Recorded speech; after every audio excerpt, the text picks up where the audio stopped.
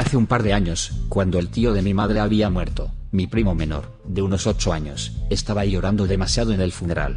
Le tomó algo de tiempo calmarse, sus padres lo llevaron a dar una vuelta para distraerse, pero él notó que su primer nombre estaba escrito en una de las tumbas del lugar.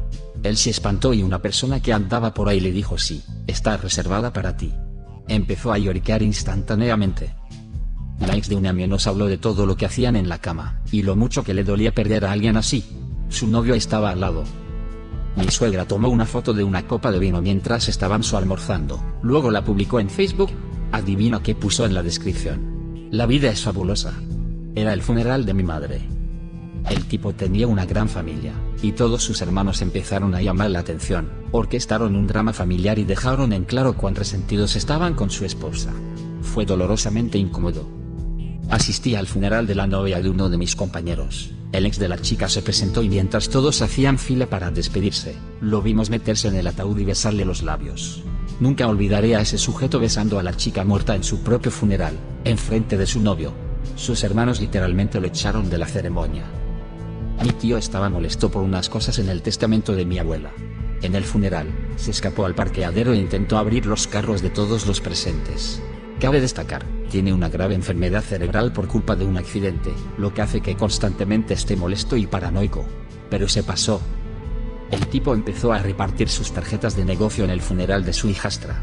Algunos casi lo agarran a puñetazos. Carlos, buenos días, soy Carlos. Gracias por todas sus oraciones y condolencias. Al igual que mi esposa por esta calamidad, también he tenido un año horrible. Dicen que la clase trabajadora está desapareciendo, y con ello también el alma de este país. Así que, como un regalo a este hermoso público, me gustaría ofrecerles un 4% de descuento en todos los suministros que necesiten, si compran una impresora a precio completo. Mi abuela le dijo a mi padre, en el funeral de mi abuelo, que su dolor era tremendamente más grande porque ella había perdido un esposo y él solo había perdido un padre. Casi como una competencia.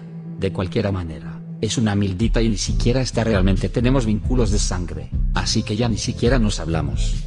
Edición. Ella llamó a mi padre anoche, diciendo que ella y mi abuelo habían tenido un bebé en 1999, y que el bebé había muerto a los 5 años. Ella inventa muchas mentiras, esperando a que volvamos a hablar con ella. Mi esposo fue al funeral de su tía, mientras los más allegados le dedicaban una pequeña ceremonia en el cementerio. Los nietos de ella estaban escondidos detrás de una tumba cercana, riéndose y tomando refresco. Edición.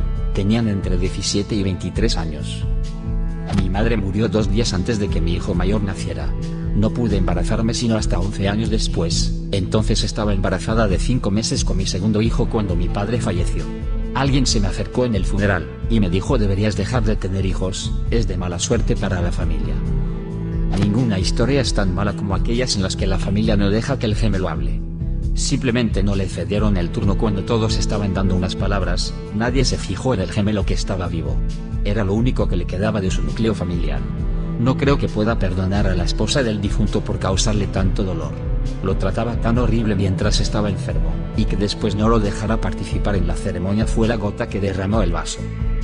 ¿Por qué lo trataban tan mal? No lo sabemos si realmente, la esposa del difunto era una pirra desde que la habían diagnosticado con cáncer.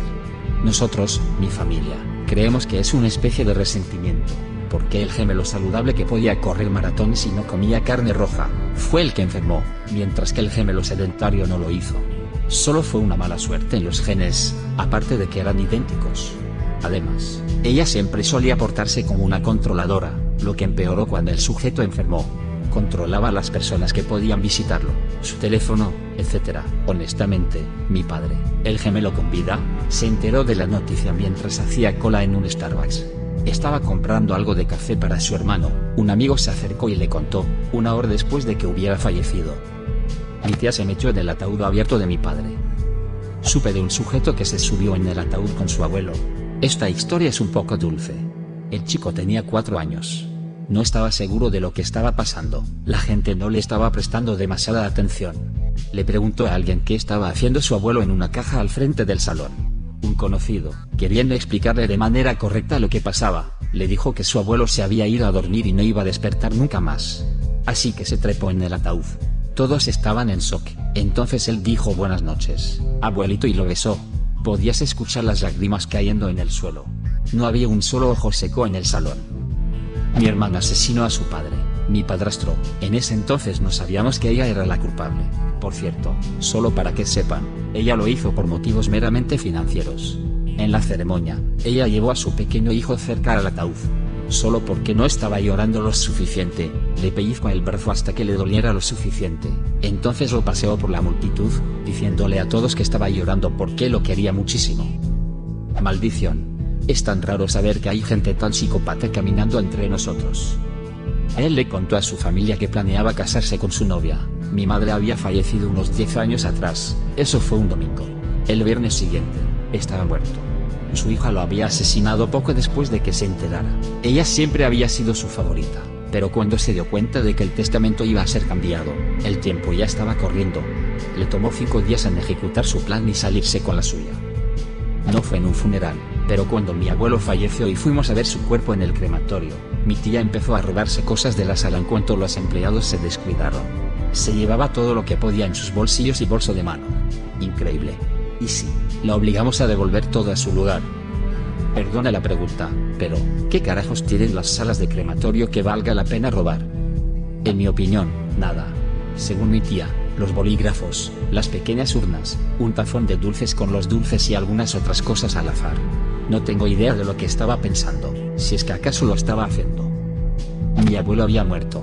Su hijo, mi tío, se paseó por ahí pidiendo dinero para su madre que había quedado viuda. Recolectó alrededor de $500 en donaciones de la familia, amigos y demás. Se lo llevó todo, mi abuela no recibió un centavo. Mi cuñado trabaja en una funeraria. Vaya que tiene historias. Una de las mejores, un sujeto se disfrazó de monja, se apareció en el funeral y sacó una pistola, intentó asesinar al hijo del difunto. Tuvieron suerte porque la pistola no disparó. El hijo lo enfrenta y lo golpea, lo patea en la cabeza un par de veces y es echado por otra familia. Llaman a la policía, bla bla bla. Parece que el difunto le debía a la monja un montón de dinero, y el hijo se rehusaba a pagar su deuda. En el funeral de mi padre, una de mis tías le preguntó a mi madre, así que, ¿cuándo te irás de la casa? Siempre es incómodo escuchar cómo la codicia separa a la familia cuando se trata del testamento de alguien difunto. Muestra las verdaderas intenciones de las personas, y prueba que algunos solo esperan que alguien muera, en vez de disfrutar el tiempo que comparten con ellos. Siempre rompe mi corazón. Morirte. Es como si propusieras matrimonio en la boda de alguien más, simplemente grosero. Imagina a alguien proponiendo matrimonio en medio de un funeral. Mi exnovio me pidió que nos casáramos en el funeral de su padre. No tengo idea si eso cuenta. Ahora sabemos por qué es tu ex. No fue una propuesta, pero inmediatamente después de terminar el funeral de mi abuelo, todos fuimos a la boda de mi otro abuelo. Un colega de mi madre perdió a su marido por problemas cardíacos. En camino al funeral, otro de sus colegas tuvo un infarto en el auto y murió poco después. Estuvo en las noticias por lo triste que fue el suceso. No puedo imaginarme ser parte de su familia. Una vez, vi a alguien morir en la boda de alguien más. También yo. La persona se desmayó, después la ambulancia vino y la boda continuó. Un poco más tarde, la persona con la que estábamos sentados, el primo de mi padre, cuya familia tiene una funeraria, recibió una llamada del hospital para que recogieran el cuerpo. Mi tío fue cremado. Vivía a un lado de un lago, y deseaba que sus cenizas fueran esparcidas en una pequeña isla en el lago. Se me encargó nadar con la urna desde el bote hasta la isla, cuidando que el agua no la tocara. Entonces, me puse de pie al borde de un precipicio con mi sobrino detrás de mí, y toda la familia mirando desde el bote. Abrí la urna para vaciar sus cenizas. Dijimos un par de oraciones y cuando las estaba vaciando, el viento sopla las cenizas alrededor de mi cuerpo húmedo. Una de las peores cosas que me ha sucedido. Oh, esto me sucedió mientras era un guía en un río. Una familia traía las cenizas de la abuela para vaciarlas en la naturaleza en medio de un viaje por un glaciar. El padre se resbala y las tira en el bote. Todos empiezan a llorar histéricamente. Los interrumpo y les digo no es hora para lamentarse, esperen. La parte del río en la que estábamos era bastante plana, esférica y genial. Sin embargo, habíamos llegado a la única parte con una corriente algo violenta. Nos hizo salir de la balsa. El agua era fría y estaba llevándose a las cenizas de la abuela. Todos me miraban aterrorizados, antes de empezar a reírse con ganas. Aparentemente, su abuela era algo bromista y le hubiera gustado que se la llevara la corriente.